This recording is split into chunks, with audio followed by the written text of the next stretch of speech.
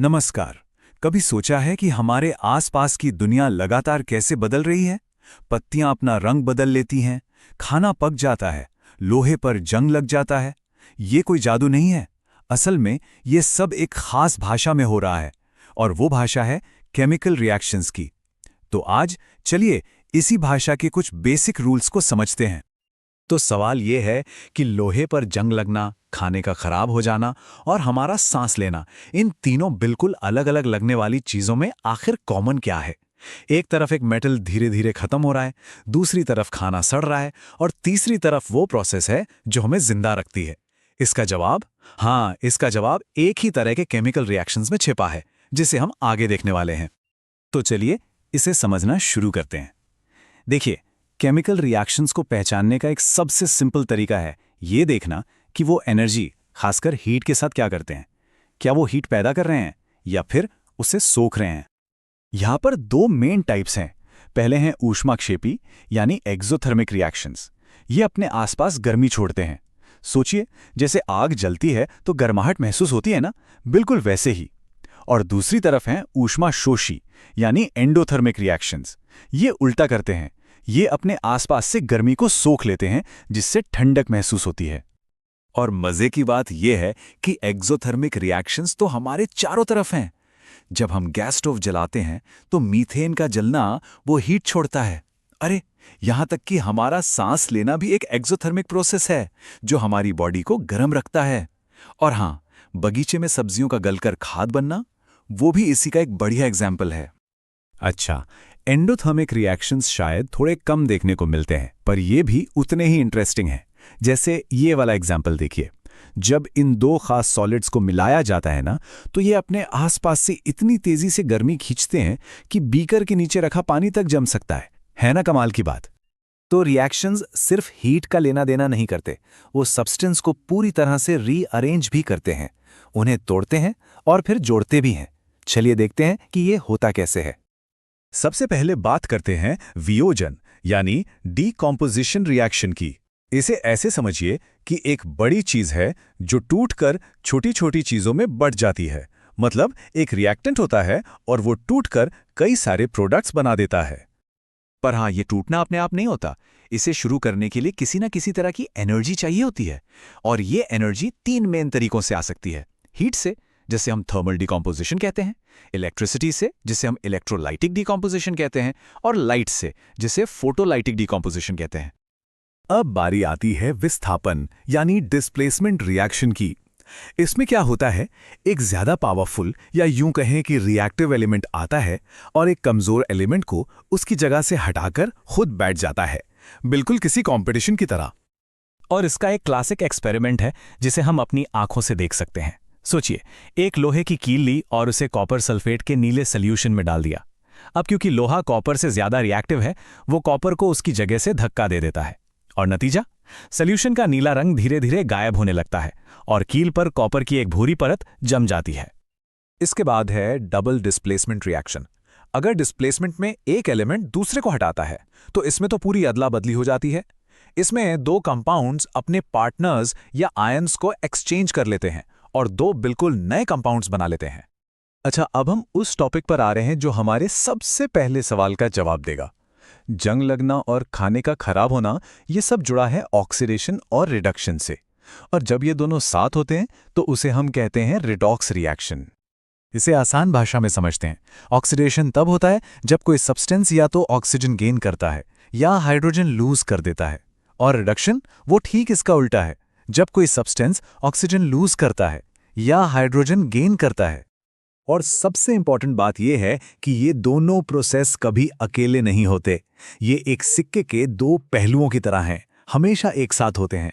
मतलब अगर कोई चीज ऑक्सीडाइज हो रही है तो ये तय है कि कोई दूसरी चीज रिड्यूस हो ही रही होगी। इसी जोड़ी को हम रिडॉक्स रिएक्शन कहते हैं। चलिए इस एग्जाम्पल को देखते हैं। यहां पर क्या हो रहा है, हाइड्रोजन H2 में ऑक्सीजन जुड़ रहा है और पानी H2O बन रहा है। तो इसका मतलब हाइड्रोजन ऑक्सीडाइज हो रहा है। वहीं दूसरी तरफ कॉपर ऑक्साइड CuO से ऑक्सीजन निकल रहा है और सिर्फ कॉपर Cu बच रहा है। तो मतलब कॉपर ऑक्साइड रिड्यूस हो रहा है। अब क्योंकि CuO ने अपना ऑक्सीजन दिया, वो हुआ ऑक्सीडाइजिंग एजेंट, और H2 ने ऑक्सीजन लिया तो वो हुआ रिड्यूसिंग एजेंट। सिंपल। तो अब जब हम रेडॉक्स को समझ गए हैं, तो चलिए वापस चलते हैं अपने पहले सवाल पर और देखते हैं कि यह हमारी रोज की जिंदगी पर कैसे असर डालता है। संक्षारण यानी कोरोजन, ये असल में और कुछ नहीं बल्कि एक मेटल का ऑक्सीडेशन ही है। जब लोहा हवा और नमी के कांटेक्ट में आता है तो वो ऑक्सीडाइज होकर जंग बना लेता है, और ये जंग धीरे धीरे मेटल को खा जाता है, उसे खत्म कर देता है। तो इससे बचने के लिए क्या करते हैं? हम बस मेटल को हवा और नमी के कांटेक्ट में आने से रोकते हैं। कैसे? हम उस पर पेंट कर सकते हैं, तेल या ग्रीस लगा सकते हैं, या फिर गैल्वेनाइजेशन जैसा प्रोसेस यूज कर सकते हैं। इसमें लोहे के ऊपर जिंक की एक प्रोटेक्टिव लेयर चढ़ा दी जाती है। अब देखें, ठीक जैसे लोहा ऑक्सीडाइज होकर जंक बनाता है, वैसे ही हमारे खाने में जो तेल और फैट्स होते हैं वो भी ऑक्सीडाइज होते हैं। जब चिप्स या दूसरी ऑयली चीजें हवा के कांटेक्ट में आती हैं तो इसी ऑक्सीडेशन की वजह से उनमें से एक अजीब सी बासी महक और टेस्ट आने लगता है। इसी को हम कहते हैं विकृत गंधिता या रैंसिडिटी। और इसे रोकने के लिए क्या किया जाता है? आपने देखा होगा, चिप्स के पैकेट में हवा भरी होती है। वो ऑक्सीजन नहीं बल्कि नाइट्रोजन गैस होती है जो रिएक्ट नहीं करती। हम घर पर भी एयर टाइट डिब्बों का इस्तेमाल करके या खाने को फ्रिज में रखकर इस प्रोसेस को स्लो डाउन कर सकते हैं। तो अब तक हमने केमिकल रिएक्शंस की भाषा के कुछ शब्द तो सीख लिए, लेकिन अब बारी है इसकी ग्रामर की। और ये ग्रामर है केमिकल इक्वेशंस को बैलेंस करना। ये इसलिए ज़रूरी है ताकि हम पक्का कर सकें कि ये नेचर के सबसे बेसिक नियम को फॉलो कर रहे हैं। जरा इस इक्वेशन को देखिए, क्या इसमें कुछ गड़बड़ लग रही है? ध्यान से देखिए, लेफ्ट साइड पर आयरन यानी Fe का सिर्फ एक एटम है, लेकिन राइट साइड पर 3 है। ये तो नेचर के नियम के खिलाफ है। नियम कहता है कि मैटर को ना तो बनाया जा सकता है, ना ही मिटाया जा सकता है। इसलिए हमें इसे बैलेंस करना ही होगा। इसे हम हिट एंड ट्रायल मेथड से बैलेंस करते हैं। चलिए स्टेप बाय स्टेप करते हैं। सबसे पहले ऑक्सीजन को देखते हैं। राइट साइड पर 4 ऑक्सीजन है, तो हम लेफ्ट साइड पर H2O के आगे 4 लगा देते हैं। ठीक है, अब हाइड्रोजन को देखते हैं। ऐसा करने से लेफ्ट में 4 गुणा 2 यानी 8 हाइड्रोजन हो गए, तो हम राइट साइड पर H2 के आगे भी 4 लगा देते हैं। हो गए दोनों तरफ 8-8। आखिर में आयरन, राइट साइड पर 3 आयरन है, तो हम बस लेफ्ट साइड पर Fe के आगे 3 लगा देते हैं, और हो गया। इक्वेशन अब पूरी तरह से बैलेंस्ड है। दोनों तरफ हर एलिमेंट के एटम बराबर हैं। तो हमने देखा कि केमिकल रिएक्शंस सिर्फ केमिस्ट्री लैब में नहीं होते, वो तो हर जगह हैं, हमारी बॉडी के अंदर, हमारी किचन में और हमारे चारों ओर की दुनिया में। अब जब आप इस भाषा को थोड़ा बहुत समझने लगे हैं, तो जरा अपने आसपास नजर दौड़ाइए। सोचिए और कौन कौन से रिएक्शंस हैं जिन्हें अब आप पहचान सकते हैं। कभी सोचा है कि कुछ धातुएं इतनी ज्यादा रिएक्टिव क्यों होती हैं, जबकि कुछ दूसरी एकदम शांत और स्थिर रहती हैं? आज हम इसी दिलचस्प केमिकल डांस को समझने की कोशिश करेंगे जो धातुओं के व्यवहार को कंट्रोल करता है। चलिए इस एक सवाल से शुरू करते हैं। सोडियम पानी में जाते ही क्यों फट जाता है, लेकिन सोना, उसे कुछ नहीं होता? ये बहुत बड़ा अंतर है ना? इसका जवाब धातुओं के केमिकल नेचर की जड़ में छिपा है, और आज हम इसी को समझने वाले हैं। तो इस पहेली को सुलझाने के लिए हम 5 खास चीजों को देखेंगे।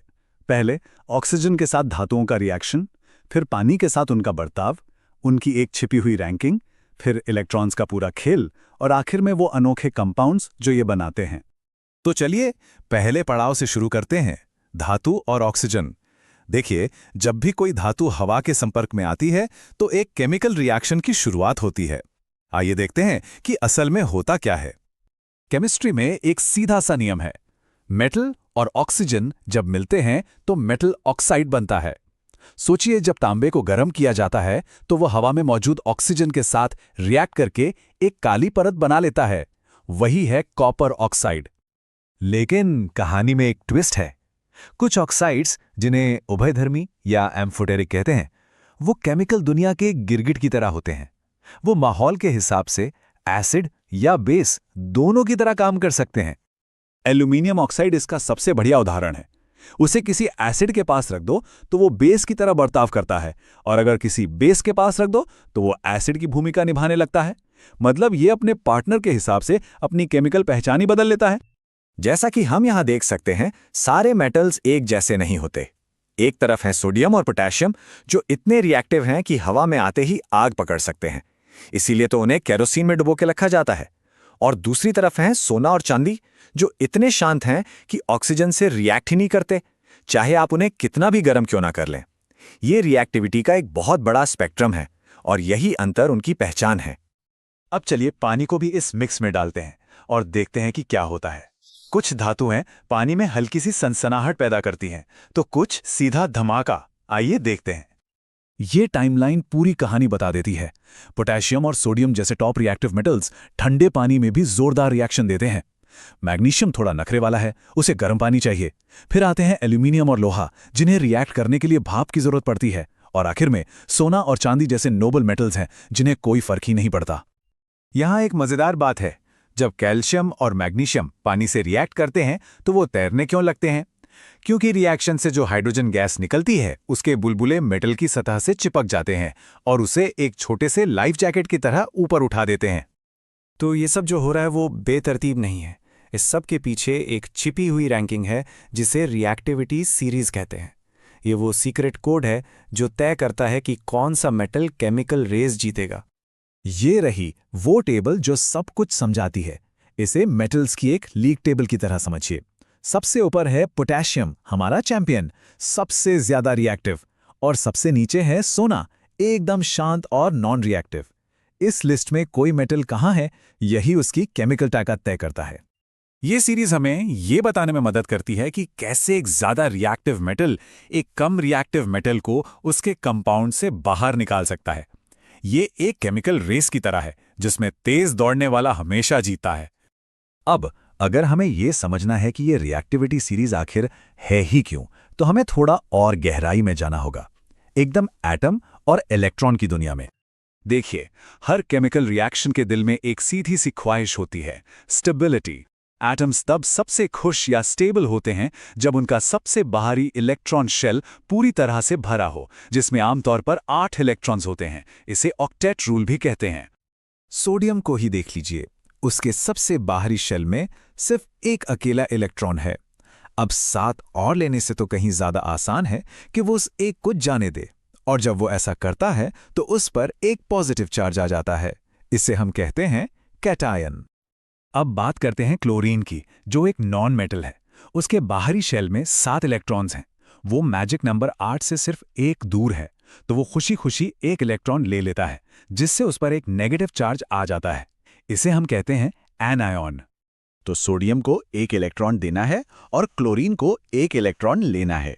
ये तो एकदम परफेक्ट मैच है।